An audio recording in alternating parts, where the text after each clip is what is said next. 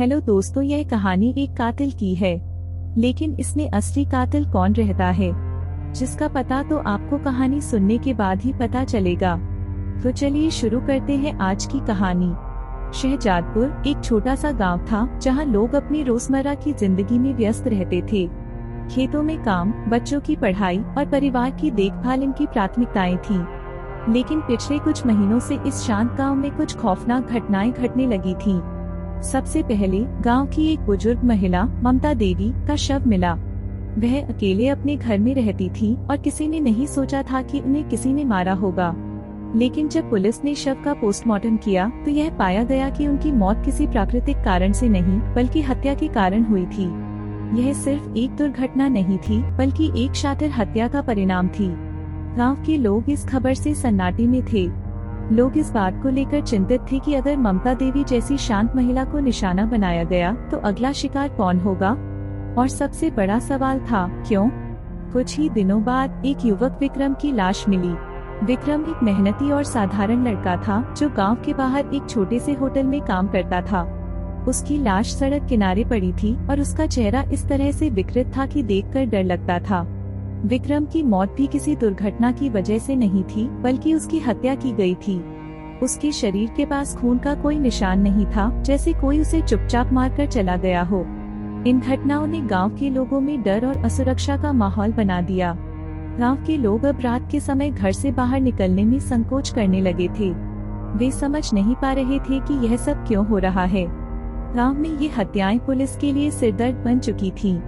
Police को कोई ठोस सुराग नहीं मिल रहा था, लेकिन एक आदमी था जो इन हत्याओं के पीछे की असल सच्चाई जानने के लिए कुछ भी करने को तैयार था। अमन, गांव का एक युवा और साहसी पत्रकार। अमन ने ठान लिया था कि वह इस रहस्य को सुलझाकर ही रहेगा। उसने सोचा, क्या इन मौतों के पीछे कोई सीधा उद्देश्य था? क्या ये सिर्फ संयोग है या इनका कोई गहरा संबंध है? अमन ने सबसे पहले ममता देवी के परिवार से बात की। ममता देवी का एक ही बेटा था, रणवीर, जो शहर में रहता था। रणवीर ने बताया कि उसकी मां के पास कोई दुश्मन नहीं था और वह बहुत ही नेक इंसान थी।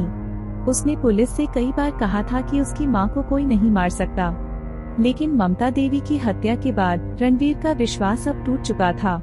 उसे समझ में नहीं आ रहा था कि उसकी मां को किसने मारा और क्यों। अमन ने विक्रम के परिवार से भी बात की। विक्रम के माता पिता बहुत साधारण लोग थे और वे नहीं समझ पा रहे थे कि उनका बेटा क्यों मारा गया। उन्होंने कहा कि विक्रम का किसी से कोई विवाद नहीं था और वह केवल अपने छोटे से होटल में काम करता था। दोनों परिवारों से जानकारी लेने के बाद अमन का मन और भी उलझ गया। अमन ने धीरे धीरे अपने इंक्वायरी को बढ़ाया और यह समझने की कोशिश की कि क्या इन हत्याओं के बीच कोई कनेक्शन था। उसने पाया कि ममता देवी और विक्रम दोनों ही गांव के बाहर एक ही इलाके में रहते थे और दोनों की मौत के समय कोई न कोई कनेक्शन था। लेकिन वह कनेक्शन क्या था, यह अमन के लिए अभी तक रहस्य था।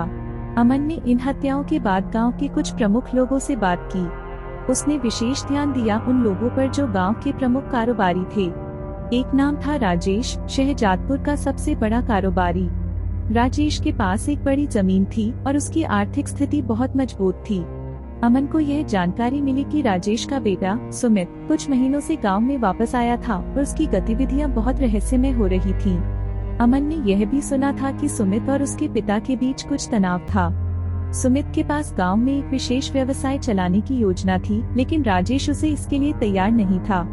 सुमित की महत्वाकांक्षाएं कहीं न कहीं उसके पिता से अलग जा रही थीं। क्या यह भी इन हत्याओं से जुड़ा हो सकता था? अमन ने सुमित से मिलने का फैसला किया। वह जानता था कि सुमित के बारे में और जानकारी प्राप्त करना उसकी खोज में अहम होगा। एक शाम अमन ने सुमित को एक छोटे से कैफे में देखा, जहां वह अकेला बैठा था। अमन ने अपनी बातचीत शुरू की। सुमित, तुम्हारी घर वापसी ने गांव में कुछ बदलाव लाए हैं, क्या कुछ छिपा रहे हो? सुमित ने चुप रहकर अमन की ओर देखा। उसकी आंखों में एक अजीब सी घबराहट थी। मैं कुछ नहीं छिपा रहा, सुमित ने धीरे से कहा, लेकिन मुझे यह पता है कि कुछ लोग मुझसे नफरत करते हैं और यह सब कुछ मेरी वजह से हो सकता है। अमन ने सुमित से और सवाल किए, लेकिन उसकी बातों में कोई ठोस जवाब नहीं था। सुमित ने हमेशा कहा कि वह शांतिपूर्ण जीवन जीने की कोशिश कर रहा है, लेकिन अमन को यह शक हो गया कि सुमित कुछ और छुपा रहा है। अमन ने सुमित के बारे में और अधिक जानकारी एकत्र की। उसे पता चला कि सुमित के पिता राजेश ने किसी बड़े पैमाने पर एक खतरनाक योजना बनाई थी और उसका उद्देश्य गांव के कुछ लोगों को निशाना बनाकर उन्हें डरा धमकाकर अपनी संपत्ति में और विस्तार करना था। राजेश और सुमित दोनों ने मिलकर गांव में आतंक फैलाने की योजना बनाई थी। अमन को एक और अहम सुराग मिला। सुमित के पास एक पुराना दस्तावेज था जिसमें गांव के लोगों की सूची थी और उनके खिलाफ एक साजिश का खाका था। यह स्पष्ट था कि सुमित और राजेश ने मिलकर इन हत्याओं की साजिश रची थी। अमन ने पुलिस को सबूत दिए और सुमित को गिरफ्तार कर लिया। सुमित ने यह स्वीकार किया कि वह और उसके पिता राजेश दोनों मिलकर गांव के छोटे छोटे व्यापारियों को खत्म करने की योजना बना रहे थे ताकि वे अपनी संपत्ति और व्यवसाय में विस्तार कर सकें। सुमित की गिरफ्तारी के बाद गांव में शांति लौट आई। लोग राहत की सांस लेने लगे और हत्याओं के रहस्य को जानने के बाद उन्हें विश्वास हुआ कि हर कहानी का अंत सच्चाई के साथ होता है। अमन ने इस पूरे मामले का जांच रिपोर्ट लिखा जिसे शहर के प्रमुख अखबारों ने प्रकाशित किया। गांव के लोग अब फिर से पहले की तरह एक दूसरे से मेलजोल बढ़ाने लगे थे और अमन को उसकी साहसिक खोज के लिए सराहा गया। उसने साबित कर दिया कि कभी कभी अजनबी मौतें भी असल सच्चाई की ओर इशारा करती हैं। तो दोस्तों, आपको आज की हमारी यह कहानी कैसी लगी, अपनी राय हमें कमेंट बॉक्स में जरूर दीजिए। साथ ही वीडियो को लाइक और शेयर करना बिल्कुल ना भूलिएगा। फिर से मिलेंगे अगली नई और डरावनी कहानी के साथ। तब तक के लिए बाय।